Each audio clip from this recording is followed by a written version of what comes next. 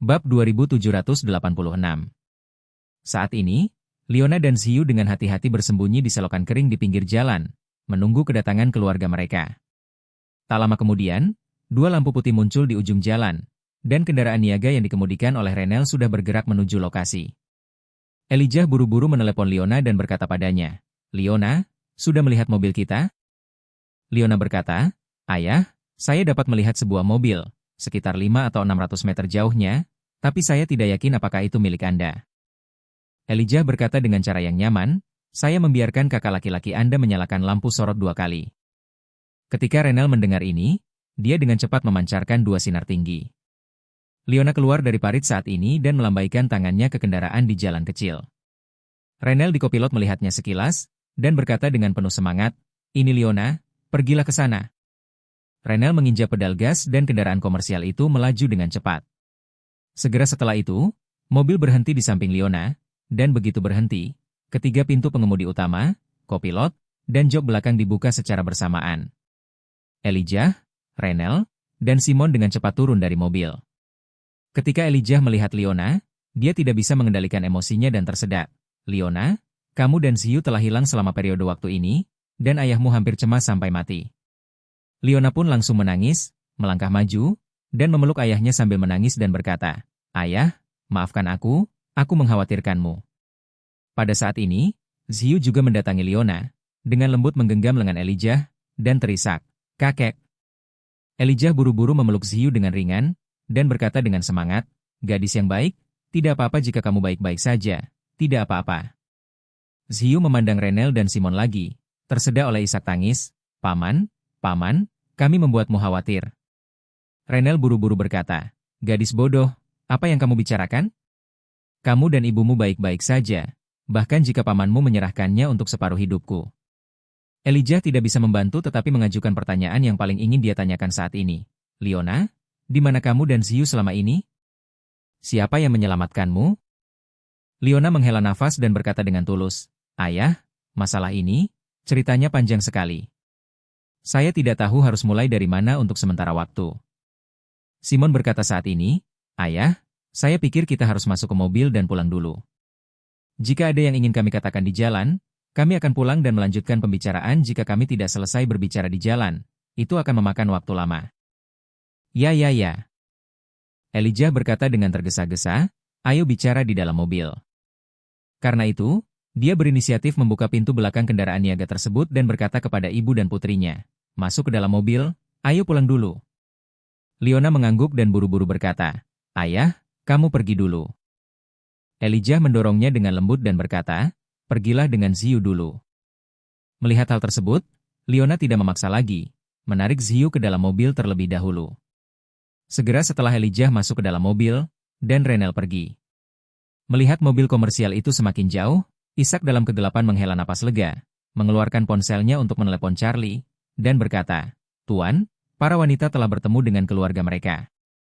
Charlie menghela napas lega di ujung lain telepon, dan berkata, "Dalam hal ini, kamu juga harus pulang." Setelah berbicara, Charlie berkata lagi, "Mr. Ishak, Anda telah bekerja keras dari kemarin hingga sekarang. Beristirahatlah selama 2 hari ini." Ishak tersenyum tipis dan berkata, "Saya hanya mengikuti Anda selama 1 putaran di Suriah, dan saya tidak lelah sama sekali." "Itu Anda, Tuan, jangan pedulikan bahwa saya mengganggu Anda selama 2 hari ini." Charlie tersenyum dan berkata, "Jadi saya juga berencana untuk istirahat 2 hari." Ishak buru-buru berkata, "Tuan, sepertinya ulang tahunmu sudah dekat. Apakah Anda punya rencana?" Charlie bersenandung, dan berkata, "Tidak ada yang spesial tentang ulang tahun. Hari itu, Sarah akan mengadakan konser. Saya akan menemani istri saya ke konser, karena ini adalah perayaan ulang tahun." Bab 2787. Di sepanjang Aurous Hill, banyak orang yang memikirkan konser Sarah. Di antara mereka, guru tertua dari keluarga Su, Zifei adalah yang paling bersemangat. Saat ini, Zifei tidak mengetahui kabar bahwa ibu dan adiknya selamat. Dia masih di Aurous Hill Olympic Center dan terus berkomunikasi dengan anggota venue tentang detail kecil konser tersebut. Padahal, perusahaannya hanyalah sponsor dari konser Sarah. Secara umum, sponsor semacam ini hanya perlu membayarnya. Penjadwalan kinerja yang sebenarnya, konstruksi panggung, dan materi promosi adalah urusan perusahaan manajemen Sarah sendiri. Dia tidak memiliki hubungan dengan setengah uang receh. Namun, dia diam-diam mencapai kerjasama dengan staf venue. Mereka jelas menyewakan tempat itu kepada agensi Sarah untuk konser tersebut. Namun, Zifei sudah membelinya kembali dengan mengeluarkan uangnya sendiri. Persiapkan semua kejutan untuk Sarah di mana-mana di tempat tersebut.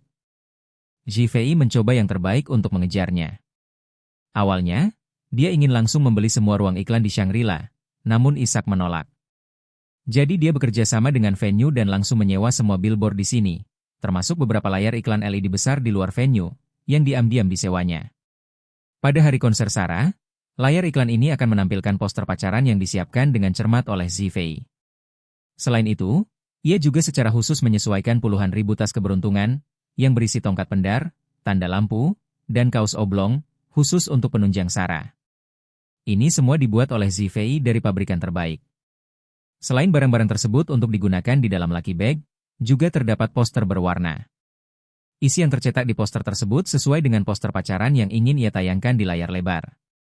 Namun, dia tidak mengungkapkan namanya di poster pacaran. Dia menandatangani dirinya di poster sebagai Tuan S, yang mencintai Sarah.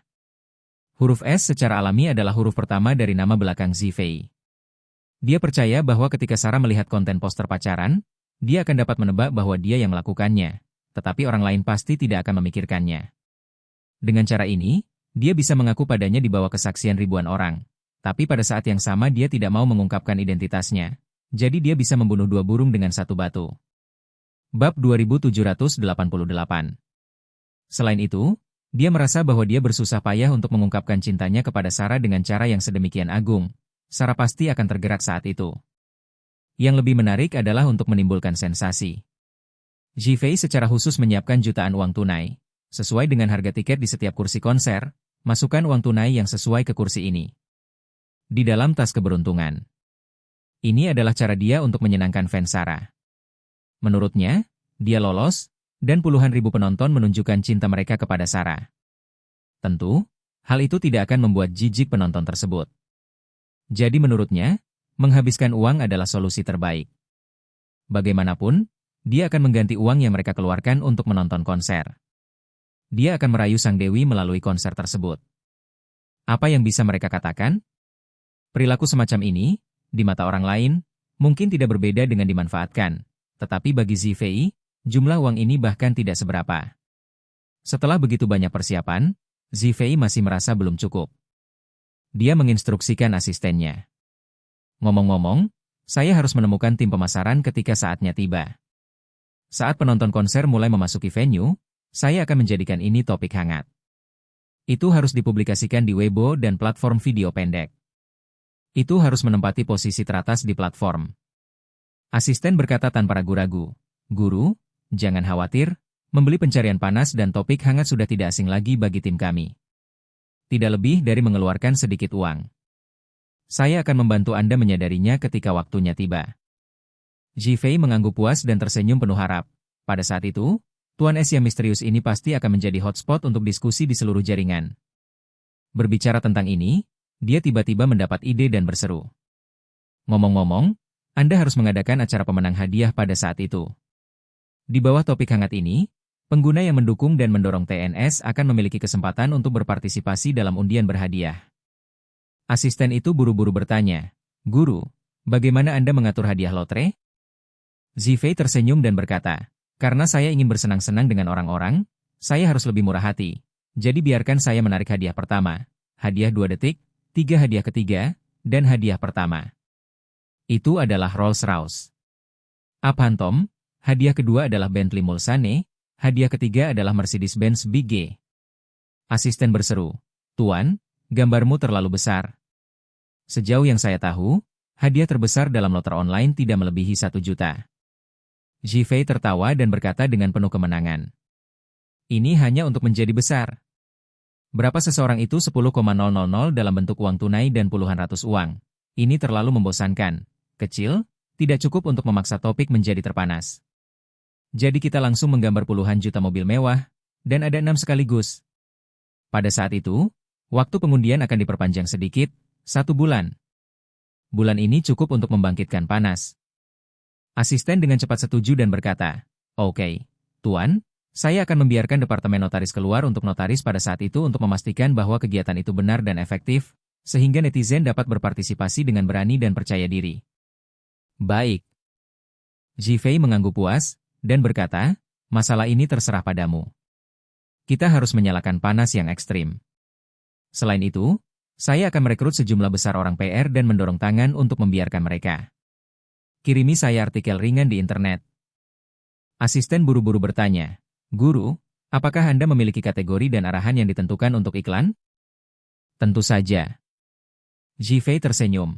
"Pastikan untuk menemukan saya para influencer terkenal, selebritas internet, dan pemimpin opini yang sangat terkenal dalam pernikahan dan cinta. Dan yang terbaik adalah memilih lebih banyak wanita. Beritahu mereka bahwa saat menulis artikel ringan, nadanya pasti iri pada perawatan dan cinta Sarah untuk pria dengan hati seperti itu. Pada saat yang sama, dia harus mengungkapkan kecemburuannya pada Sarah dan cintanya pada Tuan S, dan menciptakan kepribadian Tuan S sebagai pria baik yang tak tertandingi." Bab 2789. Asisten itu juga sedikit bersemangat berkata, "Ketika saatnya tiba, saya akan memperkuat beberapa orang untuk melabeli Tuan S yang misterius, yang tergila-gila, penyayang, pekerja keras, dan kaya. Anda pasti akan menjadi pahlawan nasional yang membuat gadis-gadis gila dan terobsesi di seluruh negeri." Zhifei berkata sambil tersenyum.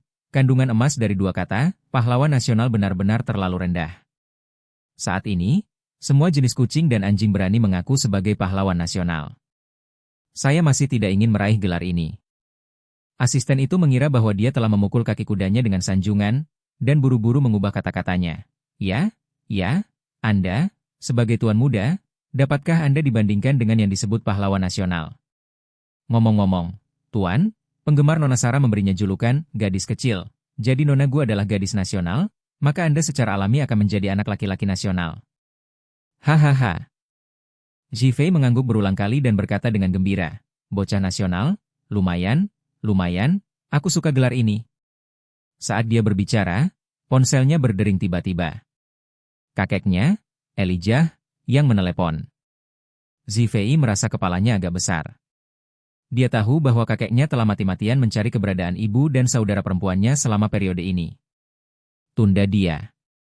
Faktanya, Zhifei telah sepenuhnya tercerahkan sejak berbicara dengan ayahnya ZTNN. Dia tidak terlalu tertarik untuk menemukan ibu dan saudara perempuannya, karena dia tahu bahwa situasi terbaik saat ini adalah reputasi kakeknya benar-benar hancur dan dia harus mendorong ayahnya, ZTNN, ke atas panggung. Apalagi karena urusan ibu dan adik perempuannya, kakek sedikit banyak merasa bersalah terhadap dirinya dan ayahnya, sehingga kemungkinan besar ia akan mewarisi keluarga Su di kemudian hari.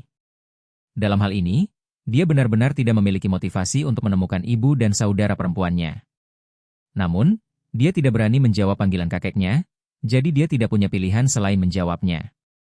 Ketika dia hendak bertanya kepada kakek apa yang terjadi, Alia di sisi lain telepon bertanya, "Zhifei, kamu di mana sekarang?"